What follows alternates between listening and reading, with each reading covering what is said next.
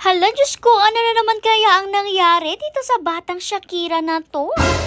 For today, nagpa-home service ulit tayo kasi vaccine day ng ating mga puppies. Yes guys, iba to sa mga vaccine videos na nakita nyo noon. Kasi nga dati talagang lahat ng pack members natin tinuturukan pero ngayon puppies lang. Una na ang kinuha ni Kuya dito ang batang si Shakira kasi nga siya yung unang tuturukan for today. Pagkalabas nga niya, diniretso na siya ni Kuya dito sa timbangan at ngayon talaga magkakaalaman kung naka-recover ba talaga pati yung katawan niya. Dati nga tumibang na siya ng 3 kilos pero ngayon tingnan nyo naman 6 kilos na siya, dumoble na. Although di man maipagkaila na medyo maliit pa talaga siya para sa age niya, pero at least may malaking difference na. Kinuhanan na rin nga siya ng temperature dito. Alam nyo naman kasi mahalaga na bago i-vaccine ng ating mga fur babies ay 100% okay sila, walang sakit na kahit ano. Actually, ang vaccine nga nitong si Shakira ay medyo late na rin kasi alam nyo naman kinailangan pa niya magpagaling doon sa sakit niya noon. A little throwback muna tayo para sa mga hindi nakakaalam. Ito pong si Shakira ay nagkaroon nga po ng mga fungi sa katawan. Nalagas yung balahibo niya tapos parang nagkaroon siya ng mga konting sugat-sugat. Di lang yun, nagkaroon din nga pala siya ng matinding worms. Yung worms na hindi nyo basta-basta makikita sa mga ganitong puppies. Buti na lang nalabanan niya yun at nagamot natin yan. At yun nga, we can finally say na totally magaling na po ang ating Shakira. Kaya naman ready na rin siya para sa kanyang vaccine. Chinek rin naman nga si Shakira dito guys, kahit nga yung noon na naging fungi infection niya dyan sa paan niya. Chinek rin yan at tingnan nyo, wala na nga daw. Talagang magaling na. Oh my God, thank you Lord. Diyos ko noon, talagang todo dasal kami na sana kayanin niya, sana gumaling siya since hindi rin talaga babasta yung nangyari sa kanya since sobrang tindi nga no mga worms. Pero ngayon, ganado na rin kumain ang bata at masigla na rin, nakita niya naman sa mga previous video natin. Kaya go na tayo for the vaccine niya. Anyways, dahil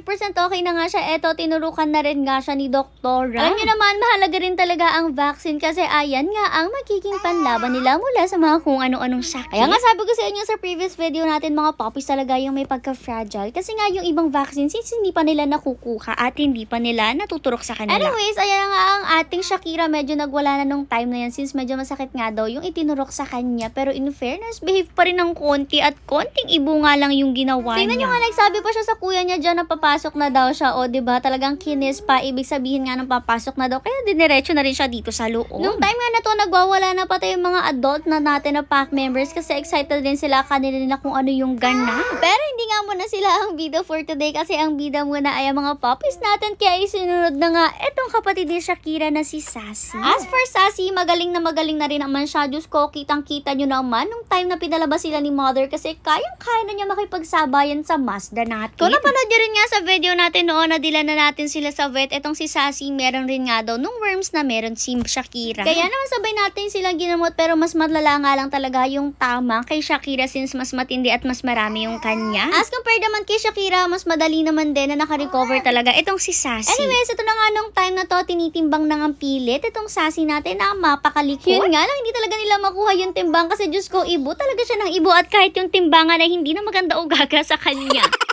Tinakpan pa nga niya yung kuya niya dyan kasi ayaw na nga niya magpatimbang. Pero syempre for the huli ulit si Kuya Edmar nyo, tinry na ibalik siya dito sa timbangan kung mag-sustain na ba siya. Pero syempre dahil nga super hyper siya, hindi talaga siya nag-stay dyan at lumikot pa rin ng lumikot. Kaya naman no choice na si Kuya Edmar nyo at ginamitan na nga siya ng buhat-buhat technique. Ang buhat-buhat technique na nga yun guys ay ayan, bubuhatin nga siya tapos kukuhanin yung timbang nilang dalawa tapos ibababa siya at kukuhanin yung timbang ni Kuya Edmar nyo tapos saka isusubstract doon sa timbang nilang dalawa. Ay, ewan ko sa inyo kung di nyo ba nag-gets yung explanation ko na yun. Basta ang naging timbang nga nitong batang Sassy na to ay 8.5 kilos. Kinuhanan na rin nga siya ng temperature dito at naging normal din naman yung temperature niya. Kaya diretso turok na rin nga sa kanya. Buti na lang rin talaga tang batang to, nagstay rin talaga ng ayos nung tuturukan na kasi nga yan talagang mahirap turukan kapag sobrang likot ng fur baby. Medyo nasaktan rin nga siya pero very light nga, napaflinch nga lang siya ng konti. Tapos ayan, nagyaya na rin siyang pumasok. Natatakot na talaga sila pag natuturukan.